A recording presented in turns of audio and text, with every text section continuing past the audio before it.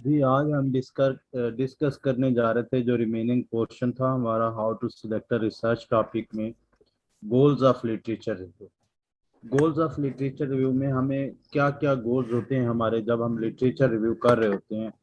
पहला पहला हमारा जो गोल होता है वो होता है to demonstrate a familiarity with body of knowledge, establish credibility.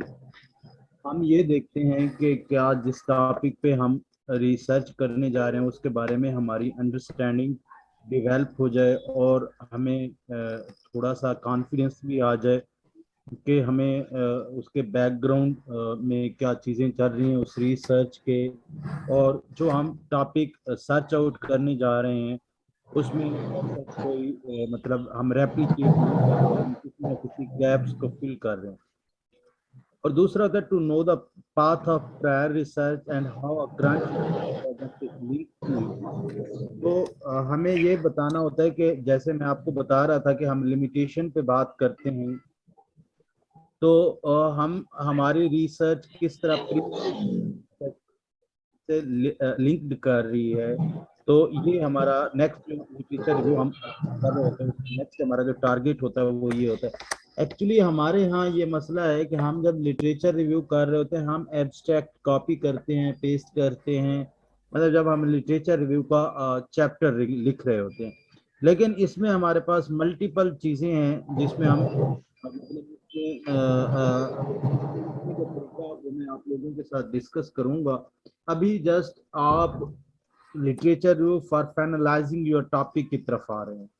पहला कि आपको उसमें मतलब बॉडी ऑफ नॉलेज के साथ फिमिलैरिटी हो। दूसरा कि आपका रिसर्च प्रोजेक्ट प्रीवियस रिसर्च से किस तरह लिंक्ड है।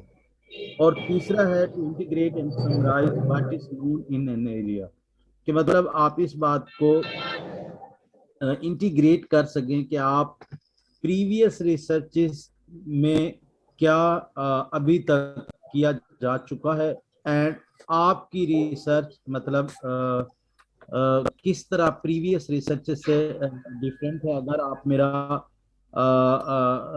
जो है ना क्वेश्चन देखें, एग्री कि कहाँ पे आपके फिनोमेना या प्रॉब्लम को लेके प्रीवियस स्टडीज जो थी वो एग्री थी।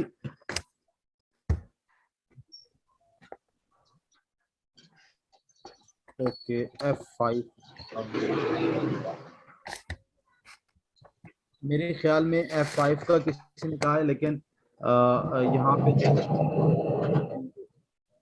आपकी सर पीछे से शोर भी काफी आ रहा है और F5 वो इसलिए कह रहे हैं कि ये स्क्रीन फुल हो जाएगी फिर। मेरे ख्याल में ये शायद इधर नहीं वर्कआउट करती। सही।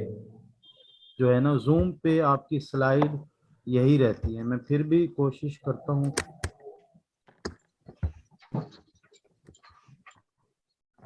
अब ठीक है।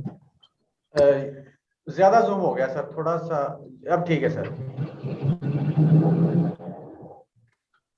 यार मेरे बैकग्राउंड पे शोर नहीं है, आई डोंट नो शोर कहाँ से आ रहा है। मैं देखता हूँ सर किसी का माइक ना ऑन हो। नहीं, किसी का माइक तो ऑन नहीं है, मुझे नहीं आ रहा शोर। अगर आ रहा है तो फिर ये मेरे बैकग्राउंड में कोई शोर नहीं है। अच्छा, मुकद्दस अपना म्यूट की। ठीक है, मुकद्दस का माइक ऑन था I think. Ji ji sir अब ठीक है। ठीक है। अच्छा, हमारे पास यहाँ पे वेयर प्रायर स्टडीज एग्रीज और where they disagree and where major questions remain, it collects what is known to a point in a time and indicates the direction for future research। अब इसमें जो सबसे बड़ी बात है वो ये है, नो री इन्वेंटिंग द व्हील।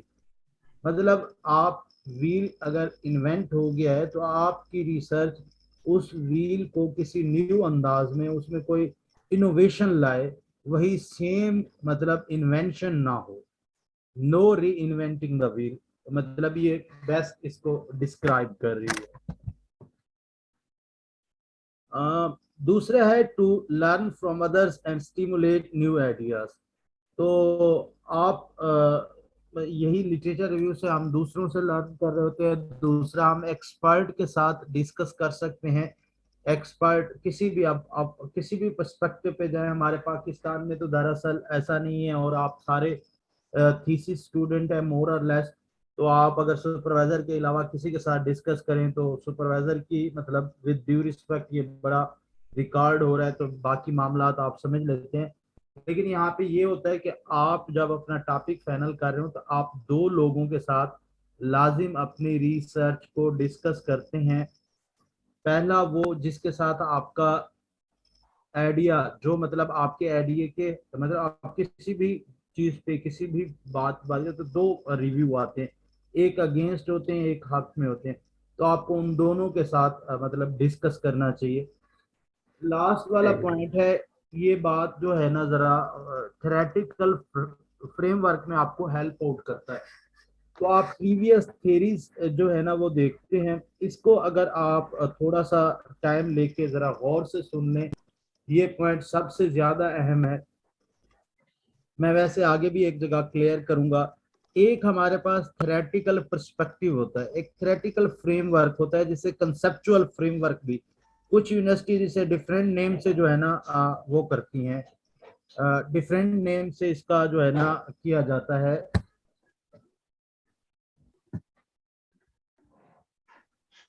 इसको कुछ यूनिवर्सिटीज डिफरेंट नेम से मतलब कंसेप्चुअल फ्रेमवर्क के नाम से भी याद रखिए, लिखा जाता है, थ्योरेटिकल फ्रेमवर्क से भी इसे लिखा जाता है। तो थ्योरेटिकल फ्रेमवर्क दरअसल आपकी रिसर्च का, जिस पे आपकी रिसर्च पूरी बेस कर रही होती है, थ्योरेटिकल फ्रेमवर्क दरअसल आपका वो होता है।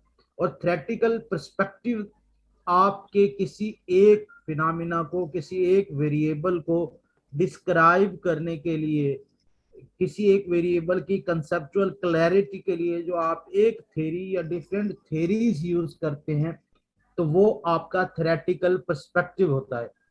अब थ्योरेटिकल फ्रेमवर्क में आपकी एक थ्योरी भी हो सकती है, पहली बात। दूसरी बात, उस थ्योरी के ऊपर अगर क्रिटिसिज्म है तो उस थ्योरी को, क्रिटिसिज्म को, जिस तरह उस थ्योरी के ऊपर क्रिटिसिज्म है, उस थ्योरी के क्रिटिसिज्म को आप कैसे कैटर करेंगे, तो उसे हम कहते हैं इंटीग्रेशन।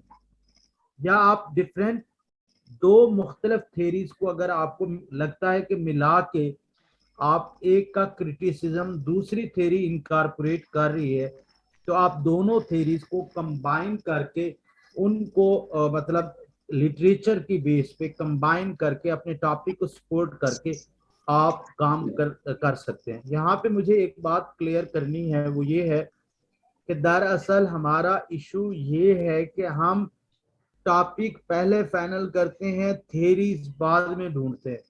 मेरी हमेशा यहाँ पे सजेशन ये रही है कि आप सबसे पहले अपना प्रॉब्लम फाइनल करें कि आप किस प्रॉब्लम के ऊपर रिसर्च करना चाहते हैं, फिर उस प्रॉब्लम के रेलिवेंट लिटरेचर पढ़ने के साथ साथ एक थ्योरी फाइनल करें जो उस प्रॉब्लम के हवाले से बेस्ट थ्योरी हो। क्योंकि हर एक बिहेवियर हो, प्रॉब्लम हो, फिनोमिना हो, कोई भी रिसर्च क्वेश्चन है, उस पे मल्टीपल थ्योरीज अवेलेबल हैं। अब आप जब उनमें से एक बेस्ट थ्योरी फाइनल कर लेंगे तो उस बेस्ट थ्योरी के ऊपर आप क्रिटिसिज्म रीड आउट करें कि उस थ्योरी के ऊपर क्रिटिसिज्म क्या है। जब आप क्रिटिसिज्म रीड आउट करें तो आप ये देखिए कि उस क्रिटिसिज्म को आप कैसे रिमूव कर सकते हैं, खत्म कर सकते हैं, वो आपको रिसर्चेस बताएंगी। उस क्रिटिसिज्म को खत्म करके आप उसमें मतलब वो जो रिसर्चेस आपको बताएंगे उसकी बेस पे आपको नए फैक्टर्स, वेरिएबल्स ऐड करके उस पूरी थ्योरी को टेस्ट कर सकते हैं। दरअसल क्वांटिटेटिव रिसर्च तब ही बेस्ट होती है जब आप किसी थ्योरी को टेस्ट कर रहे हो, किसी थ्योरी के क्रिटिसिज्म को इनकारपोरेट कर रहे हो, किसी थ्योरी के दो थ्योरीज को मिला के इंटीग्रेट अप्रोच के तहत आप अपग्रेडेशन थ्योरी में ला रहे हो और उसे किसी जनरल थ्योरी को स्पेसिफिक बिहेवियर में, स्पेसिफिक पॉपुलेशन में चेक कर रहे हो, तब आपकी रिसर्च की वर्थ बनती है। और थ्योरेटिकल फ्रेमवर्क दरअसल इस तरह डेवलप होता है। हम दरअसल जिस तरह डेवलप करते हैं वो होता है कि हम पूरी रिसर्च फाइनल करने के बाद एंड पे आके ये डिसाइड करते हैं कि अब हमने थ्योरी कौन सी लेनी है, फिर हमें थ्योरीज नहीं मिल रही होती। तो थ्योरेटिकल फ्रेमवर्क क्योंकि अहम है, यहाँ तक किसी का अगर कोई क्वेश्चन है तो मुझसे आप पूछ सकते हैं। जी किसी का कोई क्वेश्चन है तो? जी सर, मेरा एक क्वेश्चन है। जी प्लीज। सर, मैंने ये पूछना था कि अगर कोई स्केल किसी खास पॉपुलेशन के लिए बना तो हम उसको किसी और पॉपुलेशन पे अप्लाई करके चेक कर सकते हैं। जैसे एडोलसेंस के लिए अगर कोई स्केल बना है तो हम उसको यूनिवर्सिटी स्टूडेंट्स पे अप्लाई करके देख सकते हैं। हाँ, ये तो बड़ा बेसिक सा क्वेश्चन है। इसमें देखें, अगर उसके साथ उन्होंने पॉपुलेशन मतलब नाम्स ही टेस्ट के डेवलप नहीं किए फॉर अडल्ट, तो आपको मतलब पहले तो ये हम कहते हैं कमेटी अप्रोच या एक्सपर्ट ओपिनियन। तो एक्सपर्ट्स रेलिवेंट उसे देखते हैं कि क्या ये मतलब जो आपका कंस्ट्रक्ट है या जो आपका मायरिंग इंस्ट्रूमेंट है वो कि क्या वो मतलब उस पॉपुलेशन दूसरी पॉपुलेशन के लिए एप्लीकेबल है। क्योंकि अगर वो अडोलिसेंट के लिए है तो उसके नाम्स डिवेल्प नहीं किए गए होंगे अडल्ट्स के लिए। तो आपको अप्रोप्रिएट ये है कि आप अडल्ट्स के लिए उसके नाम्स डिवेल्प करें, फिर उससे यूज करें, और वो भी एक कमेटी अप्रोच के थ्रू गुजार के कि क्या कोई ऐसे हैं जो एज स्पेसिफिक क्वेश्चन है वो वहां से फिर उस कंस्ट्रक्ट से रिमूव करके उसे फिर इसे अडेप्टेशन कहते हैं। तो अडेप्टेशन क्या पता जरूरत पड़े और आपको नाम्स डिवेल्प करने पड़े। ये है अगर वो अडोलिसेंट के लिए बना है और अडोलिसेंट के लिए उसके नाम्स डिवेल्प है तो थ्योरेटिकली रिसर्च में आप उसे अडल्ट्स पे नहीं यूज कर सकते। सर हो गया आपका क्वेश्चन?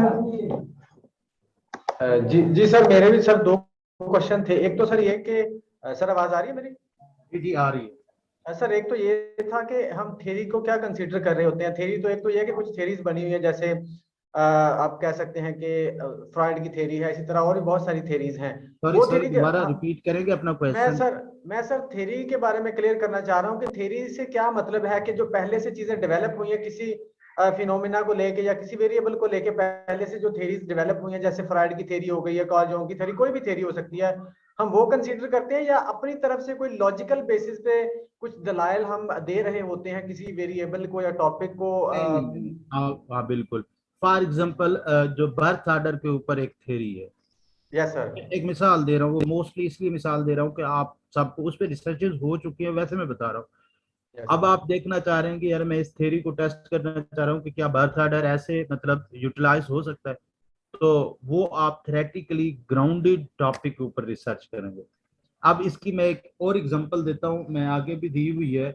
तो जैसे फॉर एग्जांपल मैंने प्रीवियस मिसाल दी थी आपको एक, जैसे मेरा एक क्वेश्चन अक्सर होता है, इस पे मेरा अपना वर्क है, मतलब एक्सरसाइज के ऊपर। ठीक है, मैं यस सर। अब एक्सरसाइज एक बिहेवियर है, मैंने इससे पहले भी एग्जांपल दिए, तो बिहेवियर की बेस्ट थ्योरी आप देखिए कौन सी है। अब थ्योरी ट्रांस थ्योरेटिकल मॉडल है, थ्योरी हेल्थ बिलीफ मॉडल है हमारे पास, और क्या है, थ्योरी ऑफ प्लान्ड बिहेवियर है, थ्योरी ऑफ रीजनड एक्शन है। तो अब बिहेवियर के ऊपर बेस्ट थ्योरेटिकल पर्सपेक्टिव यही है। ठीक है, अब उनमें से भी सबसे ज्यादा बेस्ट कौन सी है? Theory of planned behaviour. अब थ्योरी ऑफ प्लान्ड बिहेवियर दरअसल एक जनरल थ्योरी है जो आप किसी भी बिहेवियर के ऊपर अप्लाई कर सकते हैं। वो किसी दवाइयों का बिहेवियर हो सकता है, वो किसी जॉब के हवाले से बिहेवियर हो सकता है, वो शॉपिंग का बिहेवियर हो सकता है, वो एक्सरसाइज का बिहेवियर हो सकता है, मतलब किसी भी बिहेवियर, वो सिर्फ जनरल बिहेवियर की गाइडलाइन देती है। तो अब आप उस थ्योरेटिकल पर्सपेक्टिव को जनरल को स्पेसिफिक में ले जाए। ठीक हो गया सर। ठीक है, तो और थे आप यहाँ पे, अच्छा ये आपका बहुत अच्छा क्वेश्चन है। अगर कोई आपको लगता है इतना स्ट्रॉन्ग लॉजिकल टॉपिक है लेकिन उसमें कोई थ्योरेटिकल ग्राउंड्स अवेलेबल नहीं है, तो फिर आप ले यस सकते सर। हैं, मतलब ये मिनिमम रिकमेंडेड चीज है, मतलब बहुत डिस्करेज चीज है कि आप जो है ना उसको लिटरेचर सपोर्ट दें। ये लास्ट स्टेज है, मतलब जब कोई ट्रीटमेंट ना चल। ठीक हो गया सर। मतलब कि सर जब भी हम कोई रिसर्च कर रहे होते हैं तो उस पर हमें कोई ना कोई थ्योरी बतानी पड़ती है कि हम इस थ्योरी को एज अ आप लॉजिक पेश कर रहे हैं कि हमारा ये टॉपिक वो वाली थ्योरी के साथ रिलेट कर रहा है, वो वाली थ्योरी हमारे टॉपिक को सपोर्ट कर रही है। हर रिसर्च में ऐसा होता है सर, कोई भी बिल्कुल कोई ठीक हो गया सर। बिल्कुल ऐसे। और अच्छा, ये हमारा मसला पता है क्या है, सारे स्टूडेंट में रिपीटेडली इसलिए कह रहा हूँ, हम टॉपिक फाइनल करने के बाद थ्योरी पे आते हैं। दरअसल मेरी तमाम मतलब जो हम हैं मतलब जब आप लोग इंशाल्लाह प्रोफेशनल हैं और प्रोफेशनल मजीद आप आएंगे, सबसे पहले स्टूडेंट से प्रॉब्लम पूछें, प्रॉब्लम या खुद करना चाह रहे हैं रिसर्च, प्रॉब्लम आइडेंटिफाई करें। प्रॉब्लम आइडेंटिफाई करने के बाद आप फिर उस प्रॉब्लम के हवाले से देखें कि थ्योरीज कौन सी अवेलेबल है, और फिर उस थ्योरी को फाइनल करके आप उस थ्योरी के फैक्टर्स को पढ़ें कि इस पे कौन कौन से वेरिएबल फाइनल हो सकते हैं। ठीक हो गया सर। सर मेरा एक क्वेश्चन है, काइंडली सर। जी प्लीज। सर ये आप थ्योरेटिकल फ्रेमवर्क के बारे में बता रहे हैं सर, तो क्या हम जो बात जो एस्टेब्लिश्ड मॉडल होते हैं उनको as a theoretical framework use करते हैं? जी बिल्कुल, जैसे एस्टैब्लिश्ड मॉडल को आप जैसे ट्रांस थ्योरेटिकल मॉडल है। सर फॉर एग्जांपल अभी मेरा रिसर्च चल रहा है sustainable education for sustainable development पे, जी जी तो उसके लिए एक मॉडल हमारे पास एक एस्टेब्लिश्ड मॉडल यूएन का एग्जिस्ट करता है, education triple bottom line model, तो उसको हम as a theoretical framework use कर सकते हैं सर? बिल्कुल बिल्कुल आप यूज कर सकते हैं। इससे बेस्ट पता है क्या होगा, अगर अभी तक आपका टॉपिक नहीं फाइनल हुआ तो आप उस मॉडल पे रिसर्चेस यूं मतलब जहाँ जिस कंट्री का आप बता रहे हो चुकी होंगी, ठीक है, जी उस सर। या एशियन कंट्रीज में हो चुकी होगी। आप ये देखिए जब उनको एशियन कंट्रीज में अडेप्ट किया गया है तो उसमें कौन सी चीजें ऐड की गई हैं या रिमूव की गई हैं, जी सर। आप उनका हवाला दे के ऐड और रिमूव करें, तो आप उसको मजीद रीड आउट करें कि क्रिटिसिज्म है, तो उस क्रिटिसिज्म को मजीद आप ऐड करके उसे बेस्ट वे में present sir thank you very much sir.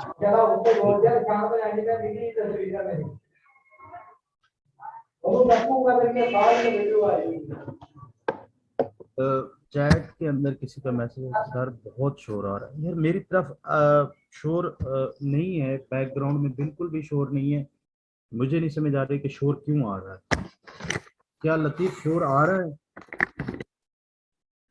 असल में मैं शायद एक बंद रूम में बैठा हूँ इसलिए आवाज शायद वो हो रही है, गूंज रही है। लतीफ क्या शोर आ रहा है?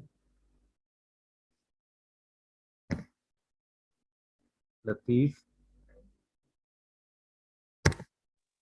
नहीं सर, अब नहीं आ रहा, अब ठीक है। ठीक है, ओके थैंक यू। हम नेक्स्ट चल सकते हैं, किसी का कोई क्वेश्चन नहीं है तो?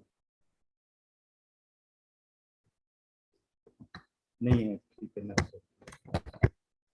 ये आप सारे इससे तो वाकिफ होंगे, इसको मुझे डिस्कस करने की ज़रूरत नहीं, ये वैसे भी वन बाय वन हमने डिटेल में डिस्कस करना है। Introduction, literature review, method, result, discussion, reference, ये आपका स्ट्रक्चर होता है।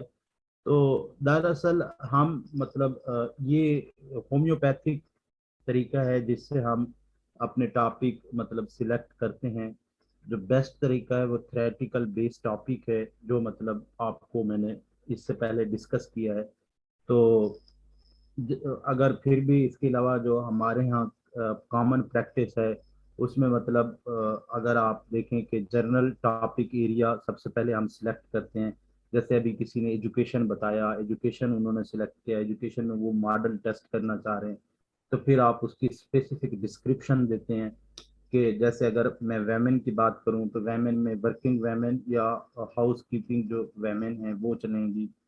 अब वेमेन में वर्किंग या हाउस कीपिंग में आपके पास let's suppose specific marital satisfaction है, तो आपको मैरिटल सेटिस्फेक्शन के ऊपर दरअसल थेरीज देखनी चाहिए, और उनमें से जो हमारी एशियन कंट्रीज में, दरअसल जो एशियन कंट्रीज हैं ये इंडिजिनस आती हैं, लोकल आती हैं। वैसे तो मतलब इस पे ये है कि नेशनल लेवल पे मतलब पाकिस्तानी, फिर जियोग्राफिकल लोकेशन में जो हमारा एशियन कंट्रीज है वो सारी इंडिजिनस आ जाती हैं। तो उसमें हमारे पास फिर जो है ना मैरिटल सेटिस्फेक्शन में आपको थ्योरेटिकल पर्सपेक्टिव देखेंगे, उस थ्योरेटिकल पर्सपेक्टिव के ऊपर क्रिटिसिज्म देखेंगे, क्रिटिसिज्म पे इनकारपोरेट करते हुए आप अपना पूरा टॉपिक नैरो डाउन करेंगे। तो और ये बेस्ट आपका यही है। मैं आगे आपके साथ एक और एग्जांपल शेयर करता हूँ, प्रैक्टिकल एग्जांपल।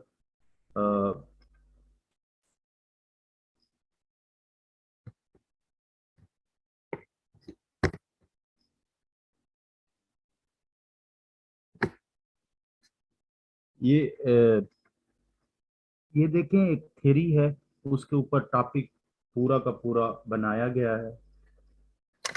जैसे मतलब मैं अब कुछ कॉमन एग्जांपल शेयर करूंगा। कुछ स्टूडेंट मेरे लाहौर लीड्स यूनिवर्सिटी से भी हैं। वहाँ पे जब मैं पढ़ा रहा था तो हम देखें मल्टीपल हमारे पास ऑब्जर्वेशंस आती हैं, जिनसे हमारे पास ये जो है ना चीज़ें इमर्ज होती हैं। हम सब मीम्स देखते हैं मोर और लेस। तो हमारे ऊपर सबसे ज़्यादा जो मीम्स अवेलेबल हैं वो सास और बहू के रिश्ते पे हैं। और सास और बहू के रिश्ते में मीम्स में देखते हुए मेरी एक स्टूडेंट ने इन लॉज इंटरफेरेंस के ऊपर स्किल डेवलप किया। अब दूसरा स्टूडेंट, एक ने फीमेल वेरिएंट डेवलप किया, अब दूसरा स्टूडेंट मेल वेरिएंट डेवलप कर रहा है। आपको पता है हमारे यहाँ इन लॉज इंटरफेरेंस कितना ज़्यादा इफेक्ट करती है, और वो बड़ा मतलब यूजफुल टॉपिक है। ये हमारे सामने कितनी मीम्स गुजरती हैं, हमारे सामने इसी तरह मुख्तलिफ टॉपिक होते हैं। उन टॉपिक को जस्ट हमने मतलब परसीव करके उसे मतलब एक आइडिया में लाना होता है। और दूसरा, जिस तरह मैं आप लोगों के साथ इससे पहले एक्सरसाइज की एग्जांपल शेयर की, अब मैं एक और एग्जांपल आप लोगों के सामने शेयर करता हूँ। क्योंकि मेरा हेल्थ एक स्पेसिफिक एरिया ज़्यादा इंटरेस्ट का है, तो मैं हेल्थ से मतलब आपको एक एग्जांपल देता हूँ, हेल्थ सेटिंग से और हेल्थ साइकोलॉजी से। देखें, मेरा जो लिटरेचर के साथ इंटरेक्शन हुआ, मैं देखना चाह रहा था दरअसल हेल्थ की। अब देखिए किस तरह टॉपिक नैरो डाउन है हेल्थ की, वो फिजिकल हेल्थ हो या मेंटल हेल्थ हो, WHO हो, कोई भी, उनका जो मेन मोटो है वो है to improve the quality of life. ठीक है, to improve the quality of life of individuals. अब उसमें दो चीजें मेजर लेवल पे आती है, एक प्रिवेंटिव लेवल आता है, एक क्यूरेटिव लेवल आता है। अब ये चीजें से आपको लिटरेचर से मिलती हैं, ये चीजें, यही चीजें आपको फिमिलैरिटी डेवलप करवाती हैं। अब मैं क्यूरेटिव लेवल पे करना चाहता था, मतलब फॉर एग्जांपल रिसर्च। तो क्यूरेटिव लेवल में मेरे पास मतलब प्रिवेंटिव लेवल ये है कि मरीज होने से बचाने के लिए तदाबीर, और क्यूरेटिव लेवल है जो जिनको एक्सपोयर किसी बीमारी का हो गया है, उनका उनका इलाज मुआवजा, उनकी सेहत को ठीक करना। अब क्यूरेटिव लेवल पे आपके पास दो चीजें आती हैं, एक क्रोनिक होती हैं, एक एक्यूट होती है, मतलब लॉन्ग, लाइफ लॉन्ग। अब सबसे ज्यादा जो इफेक्ट करती है वो लाइफ लॉन्ग होती है। फ्लू की मेडिसिन वगैरह टाइप क्वालिटी ऑफ लाइफ का इतना ज्यादा हमारे ऊपर इशू नहीं होता। ठीक है। अब देखिए, आप लिटरेचर सर्च आउट करें तो आपको सबसे ज्यादा जो क्रोनिक कंडीशन के अंदर लिटरेचर मिलता है वो ये है कि मेडिकेशन अडहेरेंस। मेडिकेशन अडहेरेंस का मतलब होता है दवाइयों का वक्त पे लेना। मेडिकेशन अडहेरेंस, दवाइयों का वक्त पे लेना। लेकिन हम सब देखते हैं हमारे कल्चर के अंदर, मैं अब आपको ना टॉपिक बता रहा हूँ कि सोशल ऑब्जर्वेशन से टॉपिक कैसे आते हैं। हम सब ऑब्जर्व करते हैं कि क्या आप में से ऐसा मतलब आपके ऑब्जर्वेशन है, हम सब के मोर और लेस घरों में बुजुर्ग जो हैं, किसी को डायबिटीज है, किसी को ब्लड प्रेशर है, कोई हार्ट पेशेंट है, कोई रिलेटिव में किडनी का पेशेंट है, अल्लाह माफ करे किसी को कैंसर है। तो अब मैंने डायबिटीज, हमारी कॉमन ऑब्जर्वेशन है, मैं डायबिटीज की एग्जांपल देता हूँ। क्या आपको लगता है कि एक बंदा इंसुलिन लगा रहा है, मतलब ये मैं आपकी अंडरस्टैंडिंग के लिए बता रहा हूँ, एक बंदा इंसुलिन लगा रहा है, क्या उसकी क्वालिटी ऑफ लाइफ के लिए इंसुलिन का लगाना या डायबिटीज की जो मेडिसिन है वो खाना काफी है? नहीं, ऐसा नहीं है। क्यों? क्या उसका शुगर इनटेक कितना है, उसका एक्सरसाइज बिहेवियर कितना है? अब अगर उसकी क्वालिटी ऑफ लाइफ के बारे में हमने पढ़ना है तो वो तमाम चीजें जो उसकी मर्ज को मुतासर कर रही हैं, इफेक्ट कर रही हैं, असर कर रही हैं, उन तमाम चीजों को पढ़ना चाहिए। तो यहाँ पे मतलब मेडिकेशन एडहेरेंस की बजाय ट्रीटमेंट एडहेरेंस पे काम किया जाए। तो ट्रीटमेंट एडहेरेंस पे काम किया गया।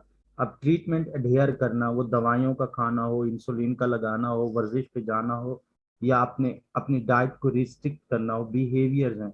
तो वंस अगेन बिहेवियर की one of my favourite theory of plant behaviour, general theory है, बिजनेस में भी यूज होती है।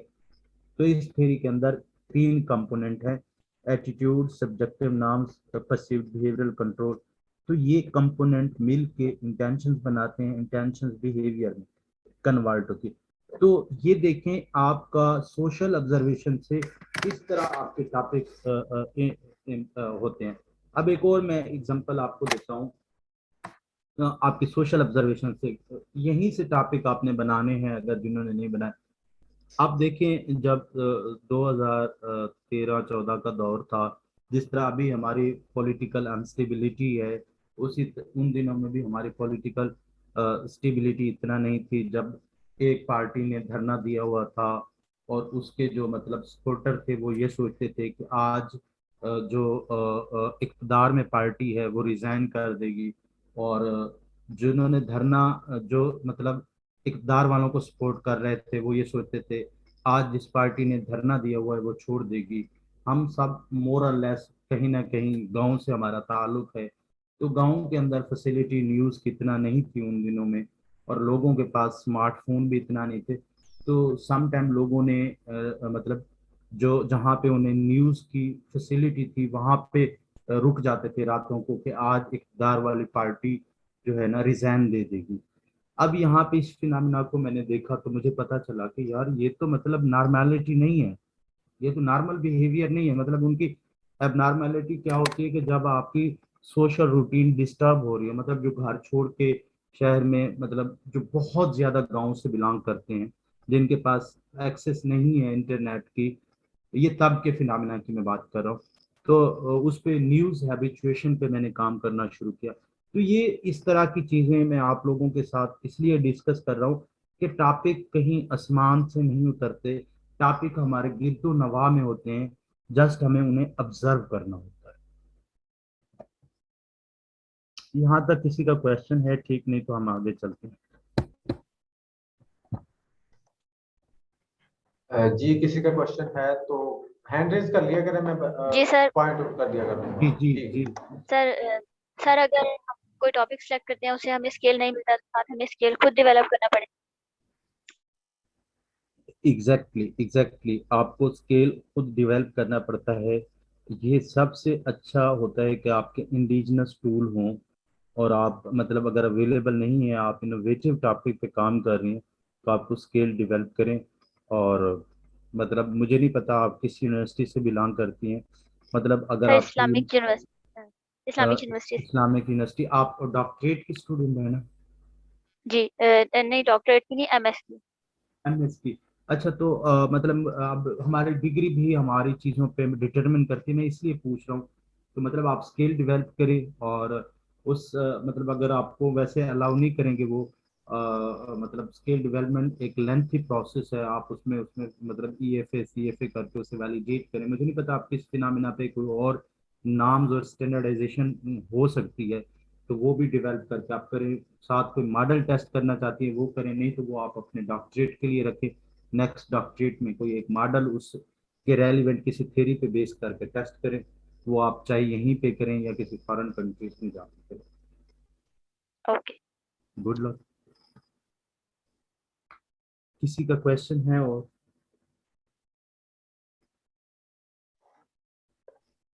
No sir. नेक्स्ट में अब हमारा नेक्स्ट जो है वो है राइटर। मतलब टॉपिक के बारे में मैंने आपको मोर और लेस बता दिया है। ये आपका मतलब टॉपिक का जो है ना सिलेक्ट आप इस तरह कर सकते हैं। अब मैं थोड़ी सी एक्सरसाइज आपको ना इस पे बता देता हूँ। टाइटल जो हम फॉर्मुलेट करते हैं उसमें क्या क्या गलतियां होती हैं। आप स्ट्रिंजेंटली थ्योरेटिकल बेस्ड टॉपिक लेके चल रहे हैं, तो और उसमें मतलब कोई इस तरह के फैक्टर्स हैं कि आपके मतलब जिस तरह ये थे पीछे मैंने थ्योरी डिस्कस की तो उसमें सोशल फैक्टर भी थे, साइकोलॉजिकल फैक्टर भी थे। अब मैं मिसाल देता हूँ कि मैं इसको अगर टॉपिक में लिखूं तो कुछ वो इस तरह लिखी जाएगी। एटीट्यूड, मैं एब्रीविएशन यूज कर रहा हूँ ताकि टाइम ज़्यादा आप लोगों का ना खर्च हो। Attitude, subjective norms, perceived behavioral control, intentions and of exercise. Behaviour of exercise. अब ये देखें, ये इस तरह का टॉपिक बन रहा है, तो इस पे हमें मतलब इस पे हमें ये है कि हम इस टॉपिक को अगर अच्छे अंदाज में लिखना चाहें, अच्छे अंदाज में लिखना चाहें। अब थोड़ा सा मैं आपको बताता हूँ इसके बैकग्राउंड में। अब इसको आप इसमें देखें, आपके पास सब्जेक्टिव नाम्स आ गया है, एटीट्यूड आपके पास साइकोलॉजिकल फैक्टर है, सब्जेक्टिव नाम्स आपके पास सोशल फैक्टर है, परसीव्ड बिहेवियरल कंट्रोल आपके पास साइकोलॉजिकल फैक्टर है, इंटेंशन आपके पास साइकोलॉजिकल फैक्टर है, बिहेवियर ऑफ एक्सरसाइज आपके पास साइकोलॉजिकल फैक्टर है। तो मतलब अब मैं इसको अगर अच्छे इंप्रेसिव मतलब ब्रीफ लिखना चाहूँ तो मैं इसको इस तरह लिख सकता हूँ, साइको सोशल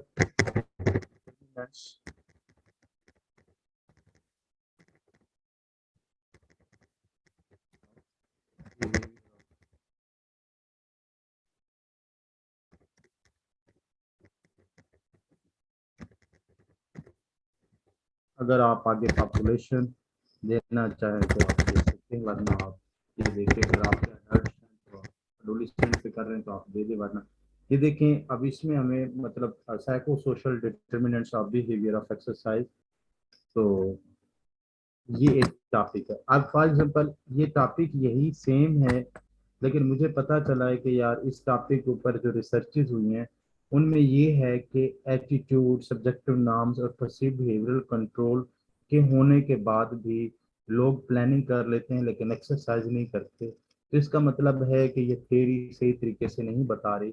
इसका मतलब है कि इस थ्योरी को कहीं ना कहीं कोई मसला है। तो जब इस थ्योरी को रिव्यू किया गया तो पता चला परसीव्ड बैरियर को कैटर नहीं किया, बैरियर और गिल्ट को। देखिए, ये मैं टॉपिक इसलिए बता रहा हूँ कि ये हम सबका एक कोई ना कोई इशू है। तो मतलब आप देखें कि हम सब एक्सरसाइज करना चाहते हैं, मतलब हम सब एक्सरसाइज को अच्छा समझते हैं, हमारी चीज़ें स्पोर्टिव है, हम इस एज में कर भी सकते हैं, प्लानिंग भी करते हैं, लेकिन एक्सरसाइज नहीं कर सकते। तो इसका मतलब है थ्योरी तो नहीं एक्सप्लेन कर रही पूरे टॉपिक को। तो दो चीज़ें इसमें मिलती हैं, एक मिलता है कि बैरियर जो है ना वो रुकावट डालते हैं, जो कि इस थ्योरी में नहीं। दूसरा हमें पता चलता है गिल्ट, गिल्ट कि आपका जो गिल्ट है वो आपको मोटिवेट ज्यादा करता है इन फैक्टर्स के अलावा। ठीक है। तो इसमें हमारे पास बैरियर गिल्ट। अब मैं ज्यादा इसमें नहीं जा रहा डिटेल में, गिल्ट की फर्दर टाइप्स हैं वो क्या है। देखिए, अगर आपको ये सोच के गिल्ट होता है कि आप जब किसी महफिल में जाएंगे, अच्छे कपड़े पहनेंगे तो आप कैसे लगेंगे, आपको शेम मतलब आपको गिल्ट होगा। एक एंटिसिपेटेड गिल्ट होता है, एक पास्ट गिल्ट होता है। तो खैर, ये दो चीजें हैं। अब देखें, अब आपको पता चला यार ये थ्योरी में ये दो ड्रॉबैक है। अगर ये थ्योरी में दो ड्रॉबैक है, मैं इस थ्योरी को अगर इसके साथ कैटर कर लूं तो मैं बहुत अच्छे अंदाज में लेके चल सकता हूँ। तो अब आप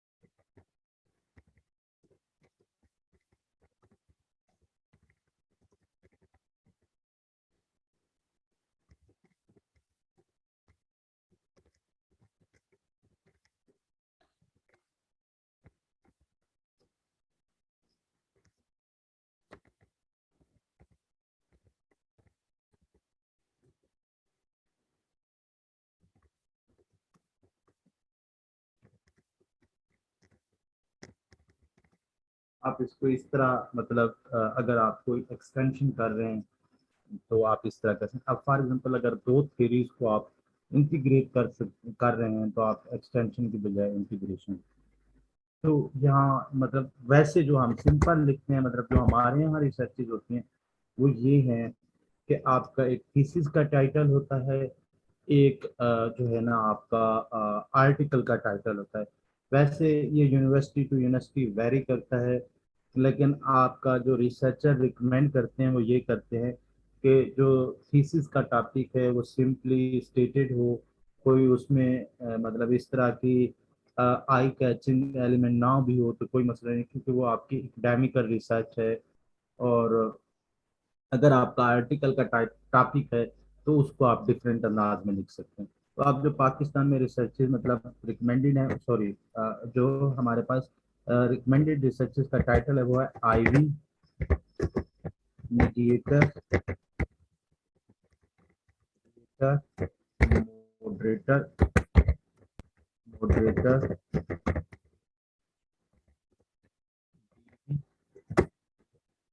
पॉपुलेशन।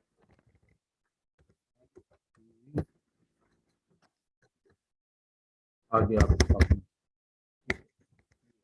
अब अगर यही टाइटल हम आर्टिकल में लिखें तो हम उसमें मतलब इस तरह कर सकते हैं, रिलेशनशिप भी आप यूज कर सकते हैं, इम्पैक्ट भी आप यूज कर सकते हैं।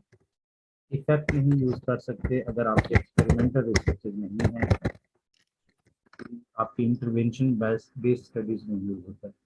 रिलेशनशिप आप अगर रिलेशनशिप लिखेंगे तो रिलेशनशिप ऑफ आईवी,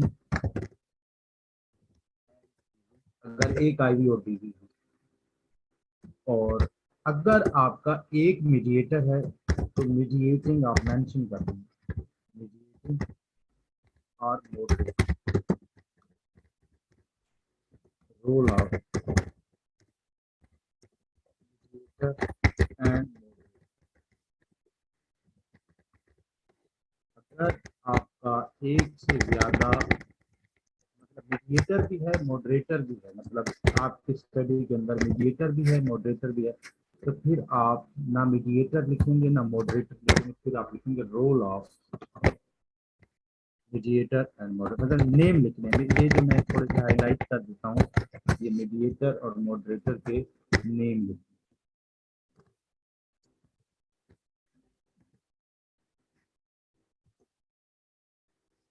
अब यहाँ पे आपको पॉपुलेशन मेंशन कर दूं, यहाँ पे मतलब ये हमारे यहाँ जो पैटर्न चलता है, अगर आप theoretically strongly theoretical grounded topic नहीं लेके चल रहे तो आपकी ये फार्मूलेशन चलती है।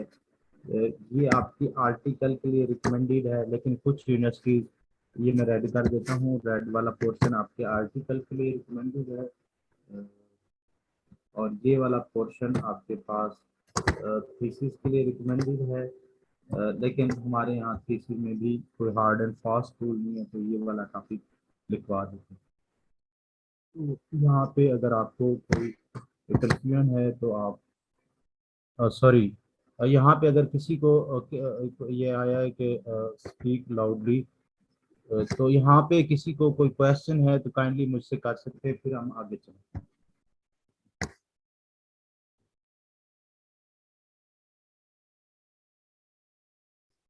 जी किसी का कोई क्वेश्चन नहीं, हम आगे चल सकते हैं। यस सर, किसी का कोई क्वेश्चन नहीं। ओके। अच्छा, यहाँ पे मैंने मतलब अगला जो हमारा लेक्चर है, अगला जो कोर्स कंटेंट का हमारा पोर्शन है वो है हमारा मतलब राइट अप पे, कि हमें इंट्रोडक्शन और लिटरेचर रिव्यू को किस तरह करना चाहिए। तो हम इसको थोड़ा सा डिस्कस करते हैं। ये देखें हमारे पास, जब भी आप, मैं कुछ और भी आपके साथ चीज़ें शेयर करूंगा जो कि आपको राइटर में हेल्प आउट करेंगे। प्रीवियसली जो मैंने वेरिएबल्स और टाइप्स ऑफ वेरिएबल किसी के आए थे हमारे पास, तो क्वेश्चन आया था उसको जो है ना, सॉरी मैं ये शेयर कर दूं, शेयर नहीं किया वो मैंने।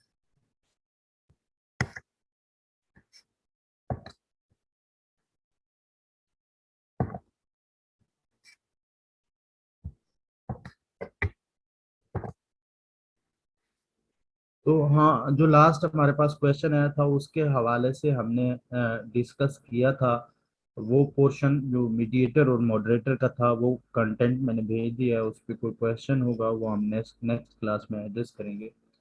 अच्छा, आज मैं ना जस्ट ओवरव्यू करा देता हूँ और ये कंटेंट आपके साथ शेयर कर देता हूँ, इसको आप एक बार गो थ्रू करें जेनरिक भी। जब हम राइटअप की बात करते हैं तो हमारे पास जो राइटअप है वो दरअसल सबसे पहला जो चैप्टर है वो इंट्रोडक्शन का होता है। और इंट्रोडक्शन में हमारे पास सबसे बेहतरीन बात ये है कि अगर आप किसी प्रॉब्लम के ऊपर काम कर रहे हैं, मतलब कोई प्रॉब्लम है, तो आप उसको उसकी स्टैटिस्टिक्स दे दें।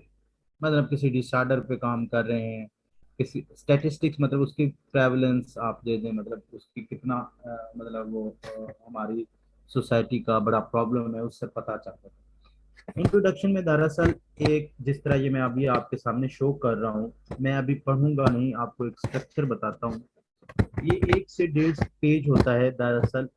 ये सबसे ज्यादा रैशनल के बाद राइटर में, इंट्रोडक्शन और लिटरेचर रिव्यू के चैप्टर में रैशनल के बाद सबसे ज्यादा मेहनत तलब होता है, क्योंकि मोस्टली जब आपका नेशनल इंटरनेशनल रिव्यूअर है या एग्जामिनर है वो इसे पढ़ता है, अगर ये बहुत अच्छे अंदाज में लिखा हुआ हो तो आप इसी को कॉपी करके आप जो है ना अपने आर्टिकल में इंक्लूड कर सकते हैं अगर आप थीसिस राइटिंग।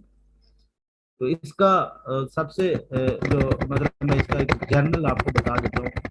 इसमें दरअसल आपने इम्पोर्टेंस ऑफ योर टॉपिक बतानी होती है, ओवरव्यू देना होता है रिसर्च का, जिसमें मतलब आपको, आप पॉपुलेशन अगर एक स्पेसिफिक एरिया से ले रहे हैं तो वो भी यहाँ से शो हो रहा हो कि आपने इस स्पेसिफिक रीजन से या स्पेसिफिक एरिया से क्यों पॉपुलेशन ली है और इसकी इम्पोर्टेंस क्या है, इसके गैप्स इन नॉलेज किस तरह एग्जिस्ट करते हैं, ये आप डिस्कस करेंगे under the heading of introduction in thesis. मतलब मैं थीसिस के स्ट्रक्चर के पॉइंट ऑफ व्यू से बता रहा हूँ। तो थीसिस के सर आई अंदर हैव अ तो क्वेश्चन। जी जी। सर ये साइनॉप्सिस और रिसर्च दोनों के रेफरेंस से बताएं कि मतलब जितना इंट्रोडक्शन हम साइनॉप्सिस में डालेंगे उतना ही रिसर्च में भी डालें। हाँ, मेरा ये ख्याल होता है कि आप वैसे तो साइनॉप्सिस का डिफरेंट हर यूनिवर्सिटी का पैटर्न होता है, लेकिन साइनॉप्सिस और प्रपोजल का जो इंटरनेशनल स्टैंडर्ड्स हैं या जो मतलब स्टैंडर्ड्स हैं वो ये हैं कि आपका इंट्रोडक्शन और लिटरेचर रिव्यू तब तक, मतलब पेजेस, हमारे यहाँ ना पेजेस से काउंटिंग की जाती है, मतलब पेजेस से मैटर नहीं करता, आपका इंट्रोडक्शन और लिटरेचर रिव्यू तब तक लिखे, वो 1 पेज पे आता है, वो 100 पेज पे आता है, जब तक आपका प्रॉब्लम सही तरीके से एड्रेस नहीं हो जाता, पहली बात। दूसरी बात यह है कि हमारे पाकिस्तान में ये पैटर्न है कि मतलब 20 22 25 सफ़ों का जो है वो प्रपोजल होता है, और अगर आप एमफिल कर रहे हैं तो 70 से 120 30 सफ़ों का आपका थीसिस होता है, और अगर आप पीएचडी के हैं तो 30 से 40 सफ़ों का आपका सिनॉप्सिस होता है, और आपका 250 से 350 400 500 के दरमियान आपका थीसिस होता है। तो ये मतलब पेजेस पे मैटर नहीं करता एक्चुअली। फिर हम जब पेजेस पे बात करते हैं तो हम यूजलेस चीज़ें ऐड करते हैं। तो दरअसल आपका जो स्टैंडर्ड है वो यही है कि आप अपने प्रॉब्लम को सही तरीके से एड्रेस कर सकें। बाकी आपकी यूनिवर्सिटी आपको बताएगी कि आपका सिनॉप्सिस 3 सफ़ों का है या 30 सफ़ों का। तो मेरा ये ख्याल है कि आप सिनॉप्सिस बना रहे हैं या आप रिसर्च थीसिस लिख रहे हैं। अगर आप सिनॉप्सिस बना रहे हैं तो आप कम से कम इस पोर्शन में कंप्रोमाइज ना करें। बाकी आप जो आगे इंट्रोडक्शन है उसमें बेशक कंप्रोमाइज कर दें, लेकिन ये जो जनरल ओवरव्यू है इस पे कंप्रोमाइज ना करें, और ताकि आपकी ये चीज़ें हो जाए। तो इसको आप लोग एक दफ़ा गो थ्रू करें, मैं ये आपके साथ डॉक्यूमेंट शेयर करूंगा। वैसे तो मतलब हर सुपरवाइजर का एक अपना पैटर्न है हर यूनिवर्सिटी का, लेकिन रिकमेंडेड ये है कि आप सबसे पहले जनरल ओवरव्यू दें। जनरल ओवरव्यू देने के बाद आपका जो नेक्स्ट वेरिएबल स्टार्ट हो वो डीवी हो, और डिपेंडेंट वेरिएबल आपकी स्टडी का मोस्टली लास्ट वेरिएबल होता है, तो वो आपका लास्ट वेरिएबल हो। अब यहाँ पे हम राइटअप के डिफरेंट पैटर्न डिस्कस करेंगे। अब यहाँ पे जो मतलब कॉमन मिस्टेक्स होती हैं वो मैं आप लोगों के साथ थोड़ी सी ओवरव्यू करा देता हूँ। जब हम डिस्कस करेंगे तो वो आपको मजीद जो है ना इसमें हेल्प आउट हो जाएगी। दरअसल हम जब रिसर्च कर रहे होते हैं तो हम इंट्रोडक्शन और लिटरेचर रिव्यू का राइट अप का डिफरेंस नहीं समझते, इंट्रोडक्शन और लिटरेचर रिव्यू का डिफरेंस नहीं अंडरस्टैंड कर सकते। आप जब किसी एक वेरिएबल की नेचर को अंडरस्टैंड करने के लिए जो कंटेंट ऐड करते हैं वो किसी चीज के इंट्रोडक्शन में शामिल होता है, वो इंट्रोडक्शन कहलाता है। और लिटरेचर रिव्यू दरअसल वेरिएबल के पैटर्न ऑफ रिलेशनशिप को अंडरस्टैंड करने के लिए होता है। जरूरी नहीं है कि वो पैटर्न ऑफ रिलेशनशिप जस्ट आपकी स्टडी के वेरिएबल के साथ हो। मतलब अगर आपकी स्टडी के वेरिएबल के साथ पैटर्न ऑफ रिलेशनशिप एग्जिस्ट करते हैं तब तो आप री इन्वेंटिंग ऑफ व्हील कर रहे हैं, आप न्यू चीज नहीं आइडेंटिफाई कर रहे। तो ये डिफरेंस एक मेजर है कि मोस्टली इंट्रोडक्शन के अंदर भी ऐसी चीजें ऐड होती हैं जो लिटरेचर रिव्यू का पार्ट होती है, जिनको मोस्ट सूटेबल हमारे पास लिटरेचर रिव्यू में होती है। अब इन वेरिएबल के बारे में ये होता है कि आप डिपेंडेंट वेरिएबल, फॉर एग्जांपल आपका मैं मिसाल देता हूँ कि मैरिटल सेटिस्फेक्शन है, तो आप मैरिटल सेटिस्फेक्शन को मिसाल के तौर पर 3 डिफरेंट रिसर्चर ने डिफरेंट टाइम में डिफरेंट चीज़ों के साथ रिव्यू डिफाइन किया। तो अब हमारा यहाँ सबसे बड़ा राइटअप में इशू ये होता है कि हम मतलब यहाँ पे 3 डेफिनेशन लिखना क्या इतना बड़ी बात नहीं है। अगर हम स्टार्ट में लिख दें कि इसको डिफरेंट टाइम पीरियड में डिफरेंट रिसर्चर ने डिफरेंट मतलब इस पे ओपिनियंस दिए हैं, डिफाइन किया है, अब हम उन तीनों रिसर्चर्स की डेफिनेशन लिख देंगे तो हमारा राइटअप बेस्ट हो जाएगा। अगर हम पहले वाले स्टेटमेंट नहीं लिखेंगे और 3 डेफिनेशनें लिख देंगे तो वो लिंक नहीं जनरेट होंगे। और दूसरा, जब हम वेरिएबल का राइटअप कर रहे होते हैं इंट्रोडक्शन में तो हम थेरीज ऐड कर सकते हैं, वो थ्योरेटिकल पर्सपेक्टिव में आएंगी। तो मतलब उस एक जिस कंस्ट्रक्ट को आप स्टडी करने जा रहे हैं, जिस कंस्ट्रक्ट के बारे में बताने जा रहे हैं, उस पे मॉडल्स क्या कहते हैं, थेरीज क्या कहते हैं, आपने इतना नॉलेज देना है कि रीडर उसकी उस वेरिएबल को अंडरस्टैंड कर ले। हमारा मसला ये है कि हम गूगल से या मतलब जिस सर्च इंजन से हम लेते हैं वहां से लेने के बाद हम उसकी अप्रोप्रिएटनेस देखते हैं। दरअसल हमने यहाँ पे ऐसे करना है कि हमने एक रफ सा sketch literature review topic selection के वक्त जो हमने किया होता है उसकी बेस पे हमने स्टोरी टेलिंग करनी है ताकि इसका पता चल जाए।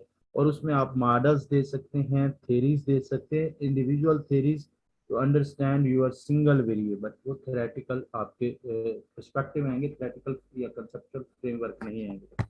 फिर आपका first variable, second variable, third variable and so on, जितने वेरिएबल हैं इस तरह करके सेम पैटर्न पे आएंगे।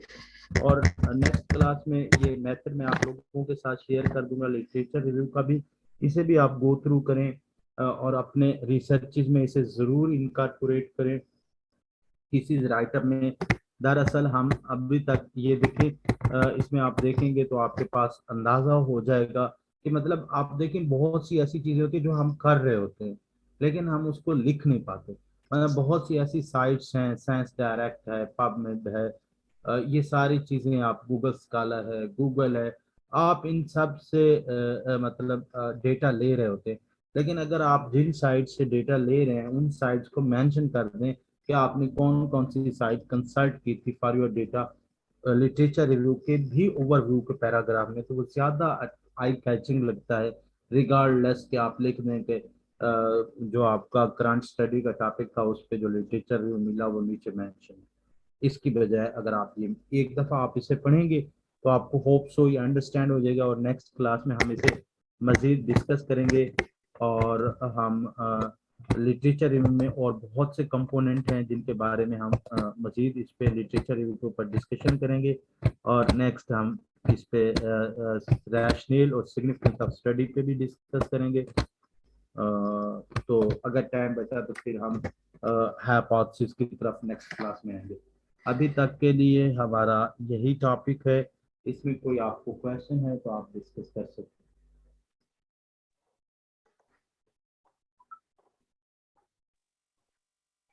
जी फिरा।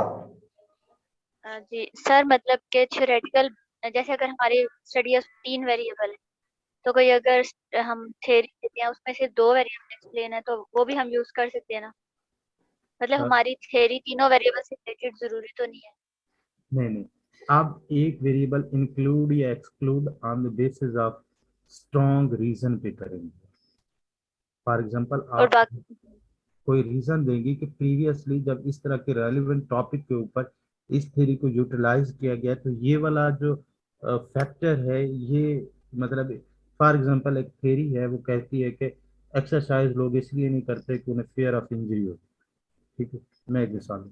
अब आप रिसर्च कर रही है यंग अडल्ट्स पे, तो यंग अडल्ट्स को फियर ऑफ इंजरी नहीं होता, तो ये वाला फैक्टर आप एक्सक्लूड कर सकते हैं बाय गिविंग एनी साइटेशन। आप अपनी मर्जी के ऊपर कोई एक्सक्लूड या इंक्लूड नहीं कर सकते, आप लिटरेचर की बेस पे इंक्लूड और एक्सक्लूड करें। ओके। जी नेक्स्ट किसी का कोई क्वेश्चन है तो काइंडली कर लें क्वेश्चन।